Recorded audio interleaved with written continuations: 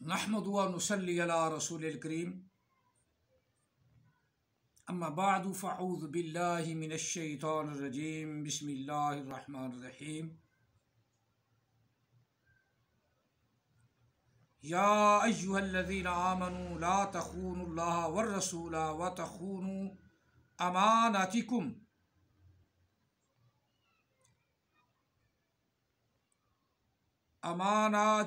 وانتم تعلمون واعلموا انما اموالکم واولادکم فتنہ وان اللہ عنده اجر عظیم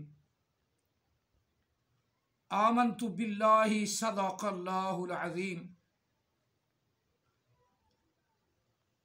قال رسول اللہ صلی اللہ علیہ وآلہ وسلم انی رسول اللہ علیکم جمیعا وانا خاتم النبیین لا نبی بعدی وصدق رسولہ النبی الکریم الصلاۃ والسلام علیک یا سیدی یا رسول اللہ الصلاۃ والسلام علیک یا سیدی یا حبیب اللہ الصلاۃ والسلام علیک یا سیدی یا رحمۃ للعالمین الصلاۃ والسلام علیک یا سیدی یا خاتم النبیین وعلی آلک واصحابک یا سیدی یا محمد رسول اللہ صلی اللہ علیہ وسلم۔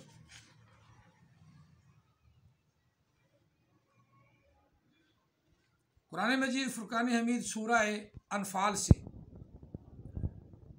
2 آیات مقدسات تلاوت کرنے کا شرف حاصل کیا ہے۔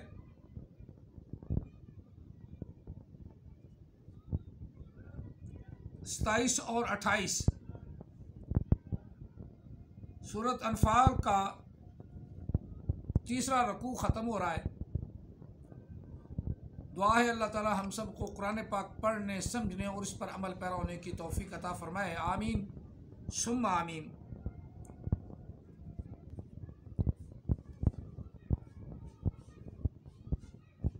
اس میں بھی اولاد کا ذکر ہے، لیکن پہلی چیز جو بیان کی ہے وہ یہ ہے کہ ایمان والوں کو اللہ تعالیٰ نے فرمایا ہے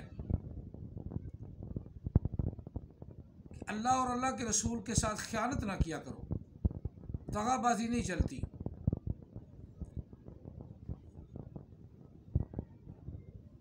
چلو اب پہلے ہم ترجمہ پیش کر لیں، اس کے بعد اپنی اگلی بات پر چلاتے ہیں۔ شروع اللہ کے نام سے جو بڑا مہربان نہایت رحم والا ہے۔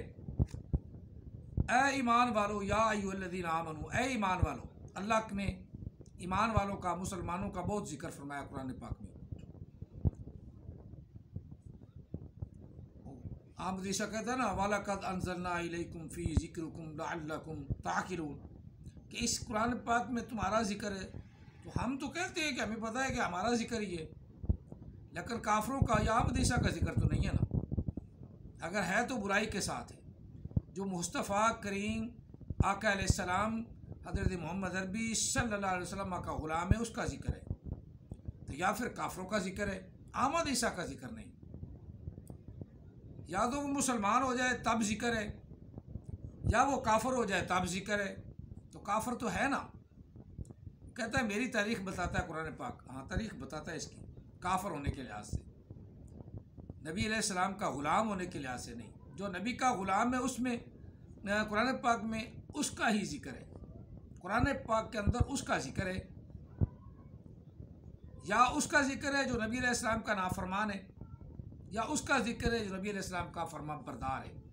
اور دیکھ احمد عیسیٰ کو سناؤ، دیکھو یا ایھا الذین آمنو، اے مسلمانوں، لا تخونوا اللہ، نہ خیانت کرو تم اللہ سے، ورسول، اور نہ رسول صلی اللہ علیہ وسلم سے، وتخونوا اماناتکم، اور تم امانتوں کو دانستہ طور پر کھا جاتی ہو۔ یہ کتنا غلط کرتے ہو ایمان والو، ایسا نہ کیا کرو۔ وَأَنْتُمْ تَعْلَمُونَ، حالانکہ تم اس بات کو اچھی طرح جانتے ہو۔ وَاعْلَمُوا، اور جانو، اب واو کے پیچھے ہٹا دینا تو آگے اعلموا۔ احمدی شاہ کو یہ نہیں پتا کہ وَاعْلَمُوا سیغہ کون سا ہے، اور واو کو ہٹا دینے سے آگے الف کے نیچے زیر کیسی آئی۔ چلو احمد عیسیٰ کے ماننے والے یہی پوچھ لے کہ ملوٹے نے زیر پڑھی ہے، اور کئی جگہ ملوٹا کہتا ہے واو کو ہٹا دے اس کو پیش پڑا الف کے اوپر، یہاں واو کو ہٹا دینے سے پیش نہیں آیا، زیر کیسی آئی؟ احمد عیسیٰ سے یہی پوچھ لو، کیونکہ وَاذْكُرُوا میں واو کو ہٹانے سے الف پر پیش آ گئی، اذکروا، جو احمد عیسیٰ کہتا ہے اذکروا۔ اور اسی طرح وَاعْلَمُوا کی واو کو ہٹا دینے سے آگے لفظ بنتا ہے اعلموا، اور ملوٹے نے زیر کیسے لگا دی، زیر کیسے لگا دی، یہ اس سے پوچھنا۔ اگر تم پوچھو تو تمہاری ہمت، نہ پوچھو تو پکے حرام زادے۔ احمد عیسیٰ کے ماننے والوں، یہ میں تم سے مخاطب ہوں۔ اعلموا کیسے آیا؟ الف کے نیچے یہ جو حمزہ اور عین جو ہے نا وہ ایک ہی طرح کا ہوتا ہے، یہ چھوٹا عین ہے اور وہ بڑا عین ہے، یہاں الف ہے اور اسے ہم حمزہ کہہ دیتے ہیں۔ حمزے کے نیچے زیر کیسے آئی؟ کیونکہ ہمارے نزدیک، احمد عیسیٰ کے نزدیک نہیں، کیونکہ وہ تو اس کو تو پتہ نہیں حمزہ کیا ہے اور الف کیا ہے۔ ہمارے نزدیک حمزہ ہو گیا یہاں، جو ہم نے پڑھا نا الف زیر ای، اسے ہم ایسے بھی پڑھ سکتے ہیں، حمزہ زیر ای، عین حمزہ زیر یا، حمزہ زیر عین ای، لام زبر لا، میم پیشوا مو، اعلموا۔ اب اعلموا حمزے کے نیچے زیر کیسے آئی، یہ احمد عیسیٰ سے پوچھو۔ واو کو ہٹا دینے سے حمزہ کے نیچے زیر آئے گی، زبر پیش نہیں آئے گا۔ چلو وَاعْلَمُوا، واو کو علیحدہ کیا، آگے لفظ اعلموا، علم سے ہے اور حکم ہے، اس بات کو جانو، ذہن میں رکھو، تاکیداً اللہ فرما رہا ہے اعلموا، جانو تم، انما اموالکم، بے شک تمہارے اموال، تمہارے مال، جتنا بھی تمہارا مال ہے، تمہارے مال، واولادکم، اور تمہاری اولاد، فتنہ، آزمائش ہے تمہارے لیے، تمہارے لیے آزمائش ہے۔ وَأَنَّ اللَّهَ، اور بے شک اللہ ہی ہے، اللہ ہی کے پاس ہے، اندہ، اللہ ہی کے پاس ہے اس کا اجر، بہت بڑا عظیم اجر، کہ اولاد کو تم پالتے ہو اور اس کی نیک تربیت کر دیتے ہو اور وہ نیک کام کرتی رہتی ہے، اس کا بہت بڑا عظیم اجر اللہ کے پاس ہے۔ اسی طرح تمہارے مال ہیں جو تم اللہ کے راستے میں جہاد میں یا زکوٰۃ میں یا خیرات میں غریبوں پر تقسیم کرتے ہو، اس میں بھی بڑا اجر ہے۔ صدقہ خیرات کرنا، تمہارے مال تم نہیں چاہتے ہو کہ تمہارے مال سے کچھ کم ہو، لیکن اللہ نے فرمایا کہ اگر تم خرچ کرو گے، اللہ کے راستے میں دو گے، اللہ کی بارگاہ میں اپنے مال تقسیم کرو گے، یا اپنی اولاد کو اللہ کے راستے پہ چلا دو گے، نیکی کے راستے پہ چلا دو گے، وَأَنَّ اللَّهَ عِنْدَهُ أَجْرٌ عَظِيمٌ، بے شک اللہ ہی کے پاس ہے اس کا، یعنی مال و اولاد کا بہت بڑا عظیم ثواب، اجر عظیم، عظیم ثواب۔ حضرت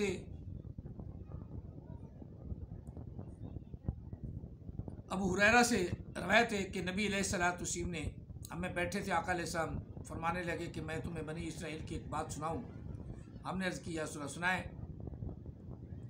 فرمایا کہ ایک بدکار آدمی تھا، گندا، ہر برائی اس میں پائی جاتی تھی، ہر برائی اس میں پائی جاتی تھی، اور جب وہ مرنے لگا تو اس کے گھر میں بچہ بچی ہونے والا تھا، اس نے اپنی بیگم کو اپنے پاس بلایا اور وصیت کی کہ میں تو دنیا سے جا رہا ہوں، یہ میرا بچہ ہو یا بچی ہو، اس کو میرے راستے کا نہ بتانا بلکہ نیکی کا بتانا اور نیک راستے پہ چلانا۔ اب وہ فوت ہو گیا۔ نیک بیوی اللہ تعالی ہم سب کی اولاد اور اپنے ازواج کو نیک بنائے، ہمیشہ نیکی پہ رکھے، کیونکہ ماں پہلا سکول ہے، ماں کی گود علم کا گہوارہ ہے۔ ماں اچھی تربیت کر دے تو والد کو آگے جا کر تکلیف نہیں ہوتی۔ چلو وہ تو مر گیا، اب اس کو اپنے شوہر کی وصیت یاد تھی۔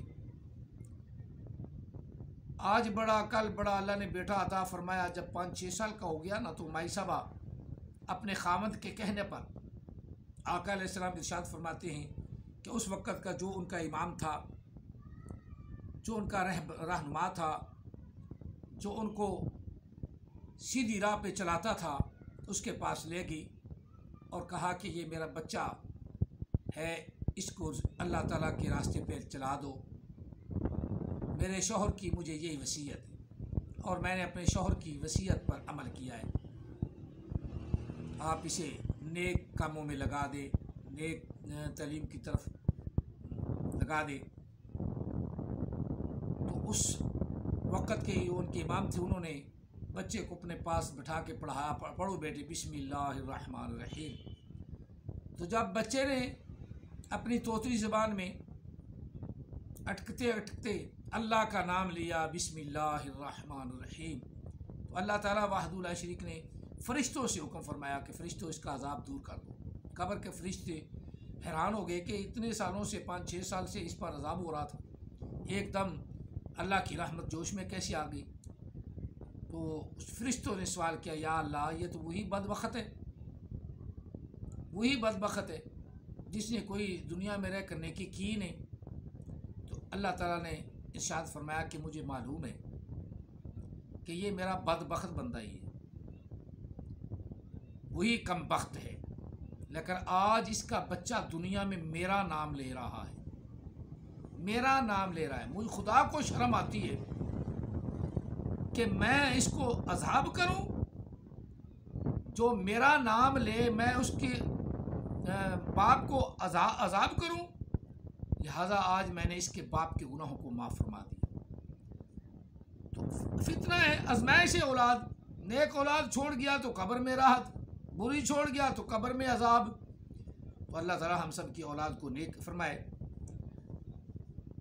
اور اسی طرح احمد عیسیٰ آباء و اجداد کا بڑا ذکر کرتا ہے۔ تو آباء و اجداد جو ہمیں 1400 سال پہلے چیز صحیح دی ہے، اس کا مقابلہ آج تک کوئی کر نہیں سکا،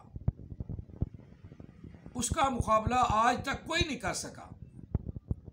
اور آج چبل اٹھنے والے غلام قادیانی ہو گیا، یہ احمد عیسیٰ ہو گیا، اور تسنیم ہو گیا، وہ تو فنار ہوا، زید خان ہو گیا، جمبا ہو گیا، عبدالغفار جمبا ہو گیا، یا وہ کیا نام ہے ریاض گور شاہی ہو گیا۔ اس طرح کتنے بھی خبیث اٹھتے رہیں، نہ تو کچھ اللہ کا بگاڑ سکتے ہیں، نہ اللہ کے رسول کا بگاڑ سکتے ہیں، اور نہ ہی ان لوگوں کا جو پکے مسلمان ہیں اور پکے نبی علیہ السلام کے غلام ہیں۔ وہ سارے کے سارے غلام ان پر لعنتیں بھیجتے ہی رہیں گے۔ ہو سکتا ہے اللہ تعالیٰ، میں اپنی بات کرتا ہوں، ہو سکتا ہے اللہ تعالیٰ انہی جو لعنتیں میں کرتا ہوں انہی کے صدقے مجھے معاف فرما دے۔ تو قرآن اللہ نے بھی لعنتیں فرمائی ہیں ایسے لوگوں پر جو رسول اللہ صلی اللہ علیہ وسلم کے مقابلے میں آئیں۔ اللہ تعالیٰ فرما رہا ہے خاتم النبیین، میرے بعد کوئی نبی آنا، میرے نبی کے بعد محمد عربی کے بعد میں کسی نبی کو نہیں بھیجنا۔ اب سلسلہ نبوت بند ہو گیا، انہوں نے اس کو مذاق بنا لیا۔ یہ مذاق بنانے والے یہودی اور مرزائی برابر ہی ہیں۔ انہوں نے عزیر علیہ السلام کو اللہ کا شریک بنا دیا، انہوں نے آقا علیہ السلام کا شریک بنا دیا غلام قادیانی کو، کانے کو، گومے کو۔ نبی علیہ السلام نے 26-27 حدیثیں میں اسی پہ اپنے درسوں میں پیش کر چکا ہوں کہ آقا علیہ السلام نے فرمایا کہ میرے بعد کوئی نبی نہیں، صحابہ نے فرمایا کہ نبی علیہ السلام کے بعد کوئی نبی نہیں، مختلف پیرائے میں، مختلف الفاظ میں، مختلف صیغوں میں ختم النبیون فرما دیا، لیکن ترجمہ وہی جانے گا نا جو گرامر جانتا ہے۔ احمد عیسیٰ جیسا پاگل تو نہیں نا۔ آج کیرو ہو گیا، آس جادو ہو گیا، کیا اس تکبر تم کو آس تکبر تم ہو گیا۔ ایسے جہل اجڈ جن کو اوپر سے دیکھ کر قرآن پاک پڑھنا نہیں آتا، جب وہ نبی اٹھیں گے اور جو اس کے پیچھے لگنے والے ہیں ان کا بیڑا غرق ہی ہوگا نا، غرق ہی ہوگا نا۔ تو بہر اللہ تعالی ہم سب کو ان ایسے سے محفوظ فرمائے، آمین ثم آمین۔ جزاکم اللہ تعالی فی الدارین واسع الجزاء وما علینا الا البلاغ المبین۔